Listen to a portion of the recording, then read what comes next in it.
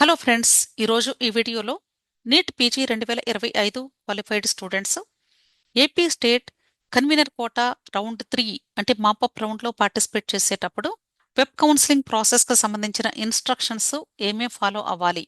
Already మనకి ప్రాస్పెక్టస్లో చాలా డీటెయిల్డ్గా ఇచ్చారు. దయచేసి ఆ ప్రాస్పెక్టస్ డౌన్లోడ్ చేసుకుని ప్రతి ఒక్కరు కూడా ఒకసారి చదివి అప్పుడు మాత్రమే కౌన్సిలింగ్లో పార్టిసిపేట్ చేయండి. ఎవరైతే చదివి అర్థం చేసుకోలేరో వాళ్ళ కోసం మాత్రమే నేను ఈరోజు ఈ వీడియోలో మీకు క్లియర్గా ఎక్స్ప్లెయిన్ చేస్తూ ఉన్నాను. అయితే ఇప్పటి వరకు మీకు ఫేజ్ 1కి సంబంధించి ఫేజ్ అన్నా రౌండ్ అన్నా ఒకటే మీనింగ్ గుర్తుంచుకోండి. రౌండ్ 1కి సంబంధించి అలాగే రౌండ్ 2కి సంబంధించి ఆల్రెడీ 2 వీడియోస్ రూపంలో మీకు క్లియర్గా ఎక్స్ప్లెయిన్ చేశాను. ఈరోజు మాపప్ రౌండ్కి సంబంధించిన ఇన్స్ట్రక్షన్స్ గురించి ఎక్స్ప్లెయిన్ చేయబోతూ ఉన్నాను. ఇక్కడ మాపప్ రౌండ్లో చాలా డిఫరెంట్గా ఉంటాయి రూల్స్. ఎందుకంటే చాలా మంది స్టూడెంట్స్ కూడా కన్వీనర్ కోటాకి, మేనేజ్మెంట్ కోటాకి, అలాగే ఆల్ ఇండియా కోటాకి మూడిటికి పార్టిసిపేట్ చేస్తూ ఉంటారు. వీటితో పాటు వేరే చోట కూడా పార్టిసిపేట్ చేసే అవకాశం ఉంది, అంటే ఇతర రాష్ట్రాల్లో మేనేజ్మెంట్ కోటాకి.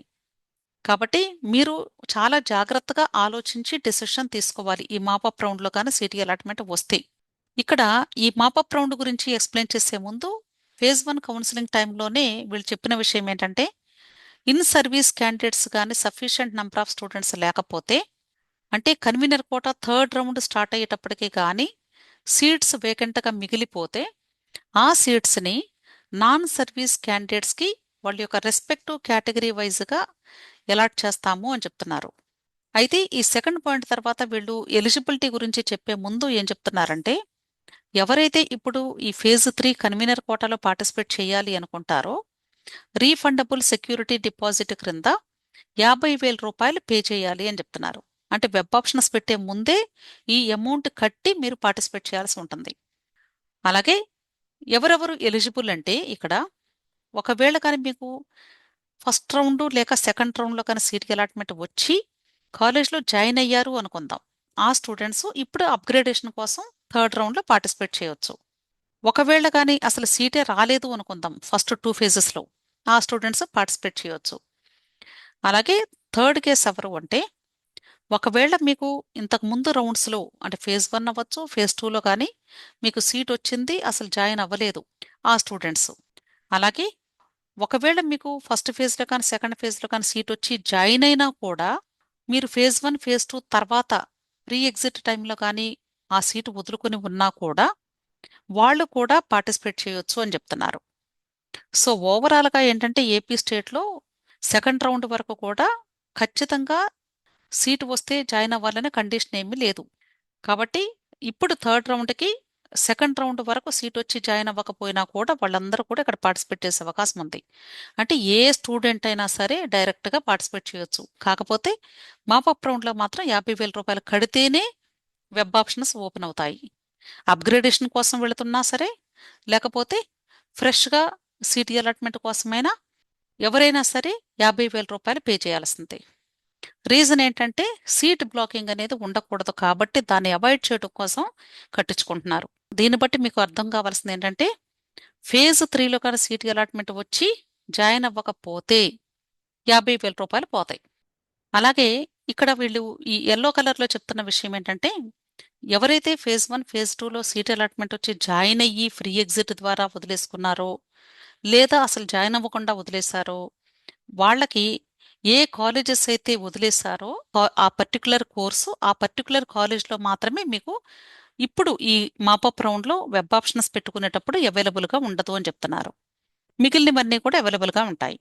అలాగే ఒకవేళ మీకు ఫేజ్ 1 ఫేజ్ 2లో కానీ ఆల్రెడీ సీట్ వచ్చి జాయిన్ అయిపోయిన తర్వాత ఇప్పుడు అప్గ్రేడేషన్ కోసం వెళుతున్నారు అనుకోండి, ఏ కాలేజెస్ అయితే మీరు ఆల్రెడీ రిపోర్ట్ చేసి జాయిన్ అయ్యారో ఆ కాలేజ్ నేమ్స్ లాస్ట్ ఆప్షన్ క్రింద కనిపిస్తాయి. అవి ఇప్పుడు ఎనేబుల్ అవ్వవు, అంటే మీకు ఆల్రెడీ ఉన్నాయి కాబట్టి ఫిక్స్ అయిపోయినాయి. ఓకే, అవి మరలా పెట్టాల్సిన అవసరం ఉండదు. Last point is very very important point. ఇక్కడ వీళ్ళు చెప్తున్న విషయం ఏంటంటే, ఒకవేళ ఎవరికైనా ఇప్పుడు ఫేజ్ 3లో కానీ అప్గ్రేడేషన్ వచ్చింది అనుకుందాం, వాళ్ళకి ఫేజ్ 1 ఫేజ్ 2లో వచ్చినటువంటి సీటు మీకు ఉండదు, ఆటోమేటిక్గా క్యాన్సిల్ అయిపోతుంది.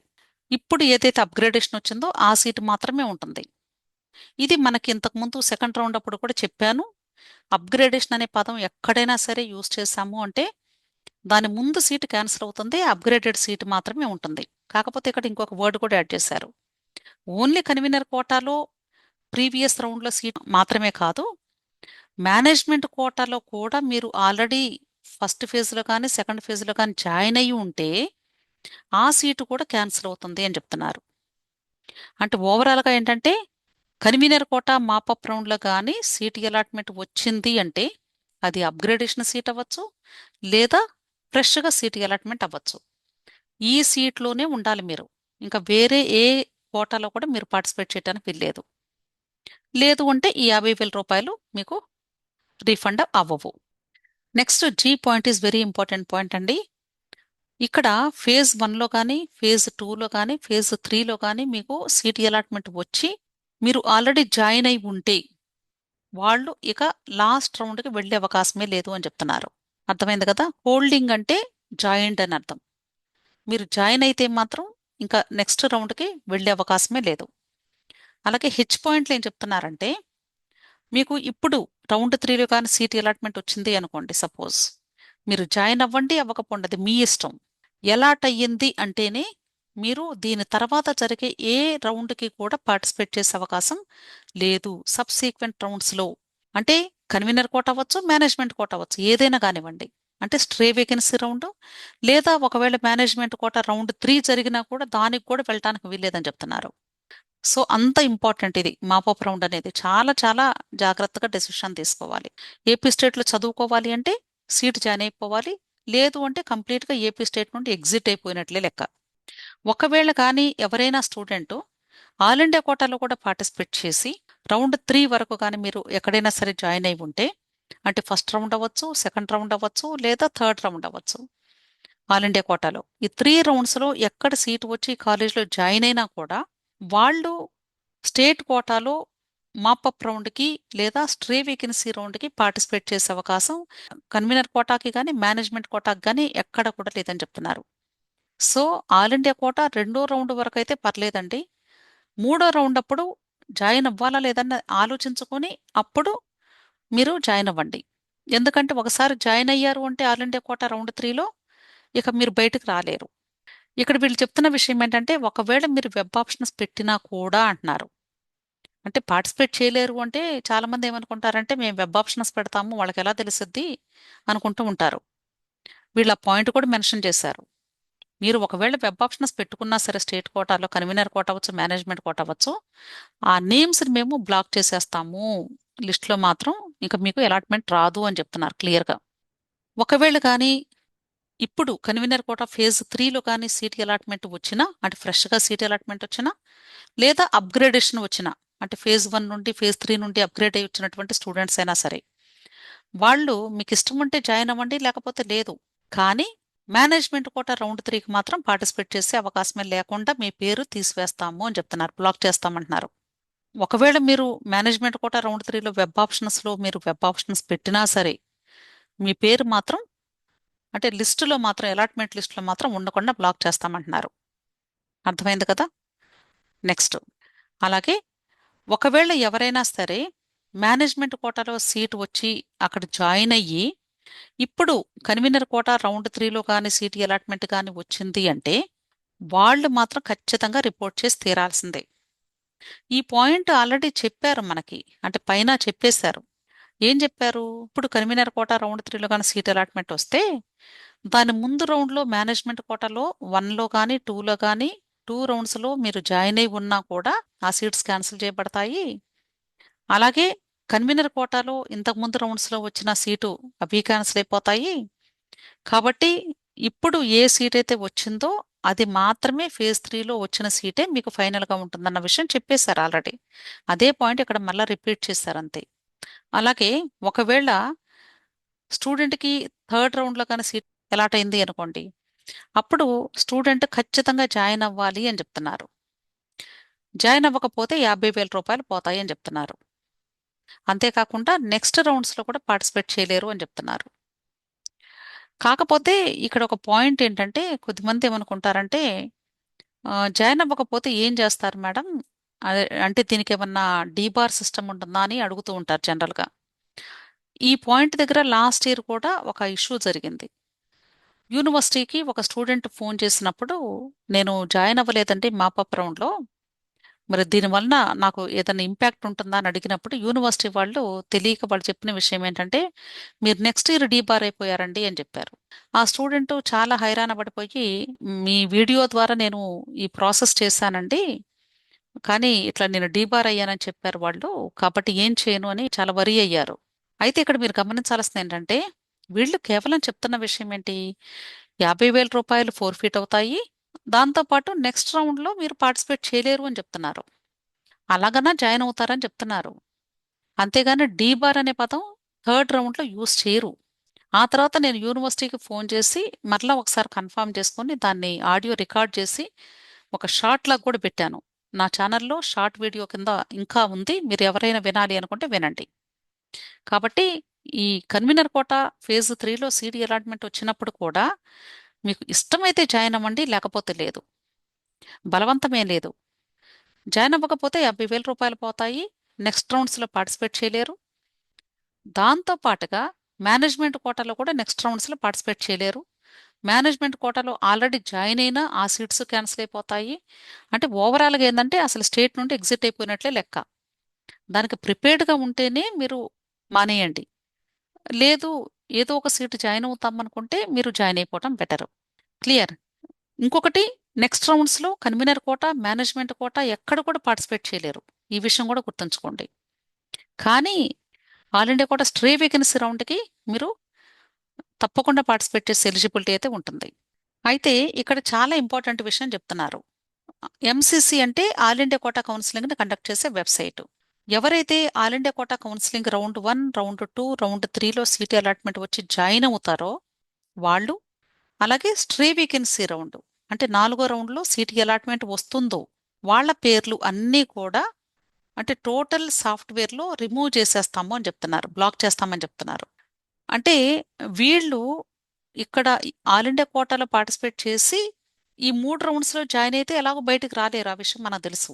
4వ రౌండ్ స్ట్రే వేకెన్సీ రౌండ్లో పార్టిసిపేట్ చేసి అక్కడ సీట్ అలాట్మెంట్ వచ్చిన తర్వాత అది వదులుకొని ఏపీ స్టేట్ స్ట్రే వేకెన్సీ రౌండ్కి వస్తామంటే కుదరదు. అర్థమైంది కదండి. స్ట్రే వేకెన్సీ రౌండ్ అంటే మీనింగ్ ఏంటంటే గుర్తుంచుకోండి, మీకు అప్పటి వరకు ఎక్కడ కూడా సీటు వచ్చి జాయిన్ అయి ఉండకూడదు. దాంతోపాటు ఆల్ ఇండియా కోటా రౌండ్ 3లో కూడా మీకు సీటు వచ్చి ఉండకూడదు, ఆల్ ఇండియా కోటా రౌండ్ 4లో పార్టిసిపేట్ చేయాలంటే. అర్థమైంది కదా. సో ఇక్కడ ఆల్ ఇండియా కోటాలో కానీ మీకు ఈ ఫస్ట్ 3 రౌండ్స్లో ఆల్రెడీ కాలేజ్లో జాయిన్ అయి ఉన్నా, అలాగే 4th రౌండ్లో మీకు సీటు జస్ట్ ఎలాట్ అయినా, జాయిన్ అయినా అవ్వకపోయినా సరే, స్టేట్ కోటాలో మాత్రం మీరు స్ట్రే వేకెన్సీ రౌండ్లో మాత్రం పార్టిసిపేట్ చెయ్యలేరు అని చెప్తున్నారు. సో ముందుగానే ఆ స్టూడెంట్స్ యొక్క నేమ్స్ అన్నీ కూడా కామన్ సాఫ్ట్వేర్ ఉంటుంది, ఈ కౌన్సిలింగ్ మొత్తం కండక్ట్ చేసేది ఆ సాఫ్ట్వేర్లో నుండి కంప్లీట్గా ఫిల్టర్ చేసేస్తామని చెప్తున్నారు. అలాగే this is very very important point అండి. ఎంసీసీ కౌన్సిలింగ్ అంటే ఆల్ ఇండియా కోటా కౌన్సిలింగ్. ఈ కౌన్సిలింగ్లో రౌండ్ 3లో కానీ మీకు సీట్ అలాట్మెంట్ వచ్చి కాలేజ్లో జాయిన్ అయ్యారు అనుకుందాం, అంటే అది అప్గ్రేడేషన్ సీట్ అవ్వచ్చు, లేకపోతే ఫ్రెష్గా సీట్ అలాట్మెంట్ అవ్వచ్చు. ఒకసారి జాయిన్ అయ్యారు అంటే మాత్రం మీరు నెక్స్ట్ రౌండ్కి అప్గ్రేడేషన్కి వెళ్ళే అవకాశం ఉండదు, ఆ సీట్ క్యాన్సిల్ చేసుకుని బయటకు వెళ్ళే అవకాశం కూడా ఉండదు. అంటే ఆల్ ఇండియా కోటా రౌండ్ 3 తర్వాత ఎటువంటి రిజిగ్నేషన్ ఫెసిలిటీ కూడా ఉండదు. సో ఓవరాల్గా మీరు గమనిస్తే ఎక్కడైనా సరే ఓన్లీ ఫస్ట్ 2 రౌండ్స్ వరకు మాత్రమే ఫ్రీ ఎగ్జిట్ ఆప్షన్ కానీ లేదా రిజిగ్నేషన్ ఫెసిలిటీ కానీ ఉంటుంది. అది స్టేట్ కోటా అవ్వచ్చు లేదా ఆల్ ఇండియా కోటా కౌన్సిలింగ్ అవ్వచ్చు. అలాగే ఇక్కడ వెరీ వెరీ ఇంపార్టెంట్ పాయింట్ చెప్తున్నారండి. ఎవరికైతే all India quota counselling round 3లో అంటే డీమ్డ్ యూనివర్సిటీస్తో కలిపి వీళ్ళు చెప్పేది సీట్ అలాట్మెంట్ వస్తుందో వాళ్ళు జాయిన్ అయినా కాకపోయినా సరే, స్టేట్ కోటాలో మాత్రం రౌండ్ 3కి కానీ లేదా స్ట్రే వేకెన్సీ రౌండ్ ఆ తర్వాత జరిగే స్పెషల్ రౌండ్స్కి అంటే సబ్సీక్వెంట్ రౌండ్స్కి స్టేట్ కోటా కౌన్సిలింగ్లో కూడా పార్టిసిపేట్ చేసే ఎలిజిబిలిటీ ఉండదు అని చెప్తున్నారు. సో మీరు ఇన్స్ట్రక్షన్స్ చాలా జాగ్రత్తగా చదువుకోవాలి, అర్థం చేసుకోవాలి, గుర్తుంచుకోండి. సో ఫస్ట్ 2 ఫేజెస్ పెద్ద ప్రాబ్లం లేదు, కానీ మాపప్ రౌండ్ దగ్గర చాలా చాలా ఇంపార్టెంట్ పాయింట్స్ ఉన్నాయి, గుర్తుంచుకోండి.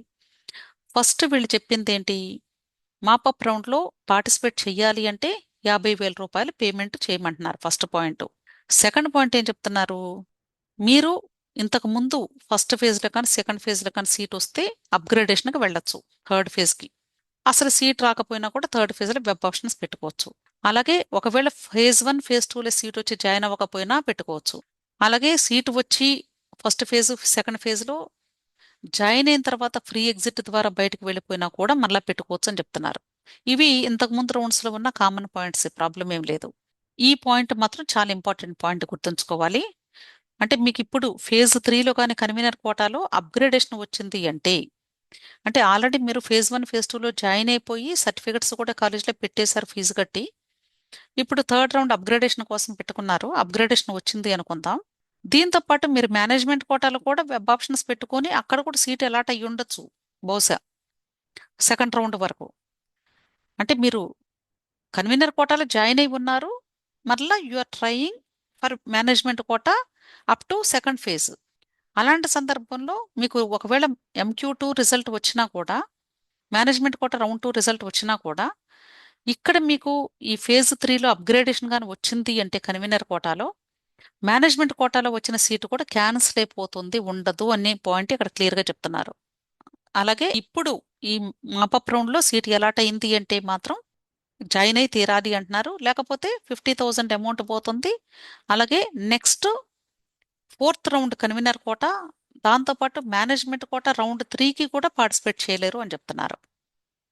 అలాగే ఆల్ ఇండియా కోట రౌండ్ 3లో మీకు సీట్ అలాట్మెంట్ వచ్చింది అంటే అక్కడ జాయిన్ అవ్వకపోతే అప్పుడు స్టేట్ కోట రౌండ్ 3కి లేదా రౌండ్ 4కి ఆ తర్వాత జరిగే రౌండ్స్కి పార్టిసిపేట్ చేయలేరు. అర్థమైంది కదా? అలాగే ఒకవేళ మీరు all India quota round 1 round 2 round 3లో కానీ ఆల్రెడీ సీట్ వచ్చి జాయిన్ అయిపోయారు అంటే మీకు ఫోర్త్ రౌండ్కి అప్గ్రేడేషన్ ఉండదు, ఆ తర్వాత స్టేట్ కోటాలో పార్టిసిపేట్ చేసే అవకాశం కూడా ఉండదు. మీ నేమ్స్ కంప్లీట్గా ఫిల్టర్ చేయబడతాయి, లిస్టులో నుండి తీసేస్తారు అని చెప్తున్నారు. ఓకే, సో ఈ విషయాలన్నీ కూడా దయచేసి మీరు చదివినా కూడా మీకు క్లియర్గా అర్థమవుతాయండి. లేదా ఈ వీడియోని 1-2 సార్లు వినండి, మీకు క్లారిటీ వస్తుంది. ప్రతి ఒక్కరికి కూడా అర్థమైంది అనుకుంటున్నాను. మీలో ఎవరికైనా డౌట్స్ ఉంటే దయచేసి టెలిగ్రామ్ గ్రూప్ లింక్ నేను వీడియో క్రింద డిస్క్రిప్షన్లో ఇస్తూ ఉన్నాను, ఆ లింక్ని క్లిక్ చేసి గ్రూప్లో జాయిన్ అవ్వండి. లేదా వీడియోని వింటే మీకు అర్థమవుతుంది. అలా కాకుండా మీకు పెయిడ్ కౌన్సిలింగ్ కావాలి అంటే మొబైల్ నెంబర్ కూడా డిస్క్రిప్షన్లోనే ఇస్తూ ఉన్నాను. అక్కడ మొబైల్ నెంబర్లో మీరు నన్ను కాంటాక్ట్ చేయండి. మీరు ముందుగా వాట్సాప్ మెసేజ్ పెట్టండి, మీ రిక్వైర్మెంట్ ఏంటి అనేది నేనే మీకు కాల్ బ్యాక్ చేసి మాట్లాడతాను. విష్ ఆల్ ది బెస్ట్ అండి. వీడియో నచ్చితే లైక్ చేయండి, మీ ఫ్రెండ్స్ కూడా షేర్ చేయండి. అలాగే నా ఛానల్ని తప్పకుండా సబ్స్క్రైబ్ చేసుకోండి. Thank you.